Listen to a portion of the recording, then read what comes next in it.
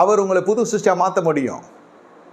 அதற்கு ஆவியானுடைய கிரியை தானா என்றால் என்ன என்று பார்க்கறதுக்கு தான் இந்த இடத்துல என்ன செய்கிறது என்றால் நம்ம வேத வசனத்தை படிக்கிறோம். அந்த சத்தியத்தை அறிகிறவர்கள் சத்தியம் நமக்கு விடுதலை தரும். இதெல்லாம் யார்கிட்ட போய் நம்ம ஜெபித்தெல்லாம் நம்ம இதை பெற்றுக்கொள்ளுங்கிறது இருந்தது எந்த அளவுக்கு சாத்தியமாகும்னு தெரில. அப்போ அதுக்கும் பணம் வேணும் இல்லையா? அந்த மனசு நல்ல மனசாக இருந்தாலும் போக்குவரத்துக்கு உங்களுக்கு பணம் வேணும். அப்படியே போக்குவரத்துக்கு போய் வெறும் கையோட போனால் அடுத்த வாட்டி அவன் ஃபோன் எடுக்க மாட்டான். இந்த மாதிரிலாம் நிறைய விஷயம் இருக்குது. அதான் வசனம் என்ன சொல்லுது? சத்தியத்தை அறிகள் சத்தியங்களை விடுதலையாக்கும். ஆமாம், இந்த மாதிரியெல்லாம் நான் கொஞ்சம் ஆரம்ப காலகட்டத்தில் ரொம்ப சிரமப்படுத்தப்பட்டேன்.